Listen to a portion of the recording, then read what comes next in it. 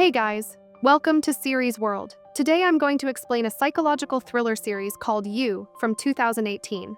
Turn on subtitles and spoilers ahead. The fourth episode opens with Joe lying back on the bed after he lasted, according to Beck, just 8 seconds. Beck feels awkward to say anything, so she gets up. She gets a text from another man, and he invites her to spend a few days with him for the festival. He even sends money for her to buy an outfit. Joe sees all of her texts and leaves without saying anything.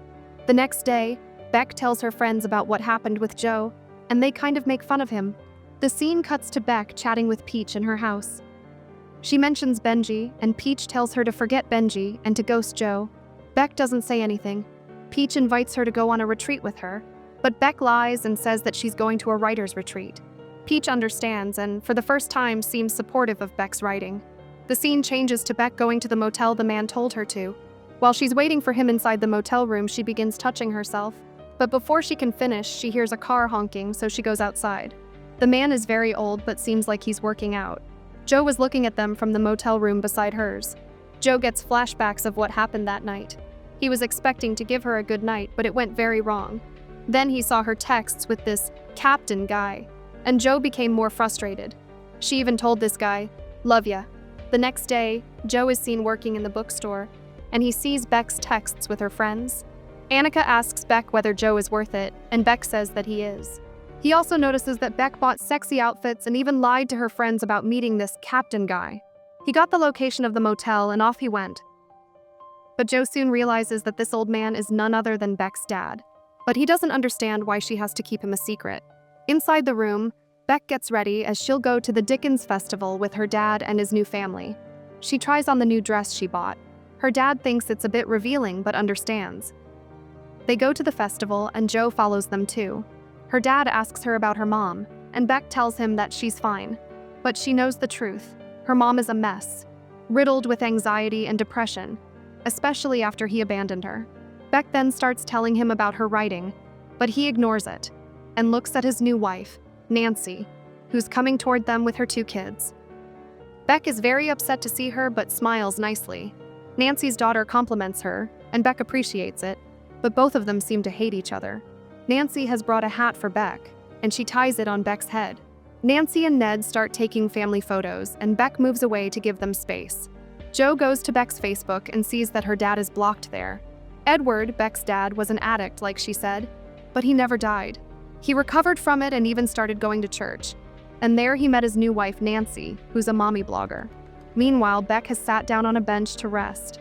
Her stepsister, Mia, is also there. Nancy comes up to them and sits beside them. She tells Beck how her dad has come such a long way and expresses that it only happened because they have a good Christian household. Beck gets offended by this, as if they were not Christian enough, but doesn't say anything. Nancy leaves with her son when Mia asks Beck whether Ned has talked to her. He was supposed to talk to her because he can't send her money anymore. Nancy thinks he should do it sooner, and they're fighting about it too. Plus, she's emotional because of the hormones. Mia finally tells Beck that Ned and Nancy are having a kid. Beck doesn't say anything and leaves, saying she needs to go to the restroom. She goes to the bar and orders a drink. Meanwhile, we see Peach going to Joe's bookstore to look for Joe, but doesn't find him there. So, she asks Ethan whether they have the first edition of Ozma of Oz's. Ethan says that even if they did, that's kept in the basement, and Joe's the one who has the key. After Peach leaves the bookstore, she calls Beck and asks where she is because Ethan has told her that Joe is also there. Beck is confused. Meanwhile, Ethan calls Joe and informs him about Peach. Joe decides that he'll let Beck find him at the festival, and she does. At first, Joe tells her that he came here because he likes the festival, but then he tells her the truth. He was not happy with where they left off. He got her location from her post and assumed that she might be at the festival. Beck is surprised but not mad about it either. Ned, Nancy, and the kids come up to them, and Beck introduces Joe to them. Nancy invites Joe to have dinner with them, and he accepts the invitation. After they leave, Beck and Joe go to a quiet place, and Beck tells him sorry for lying that her dad was dead.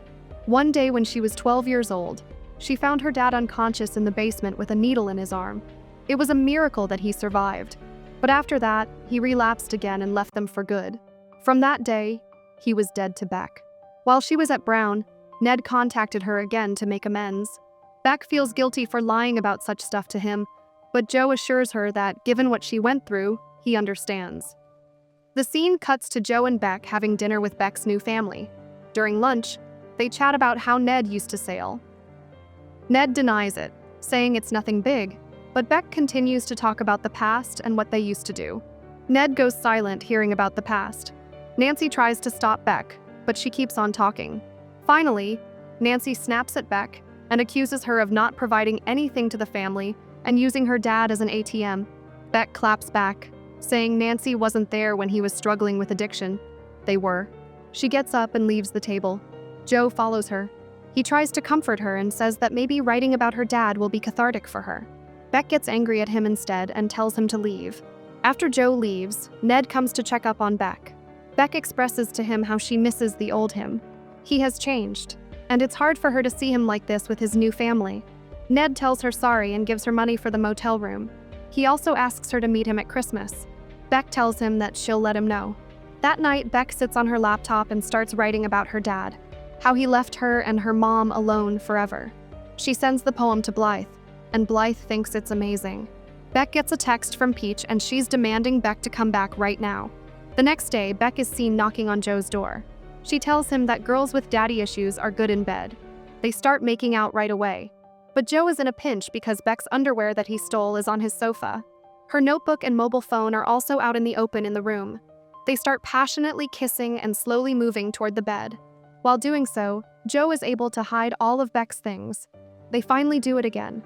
In the morning, Joe wakes up and finds Beck looking at him. She has made herself some breakfast too.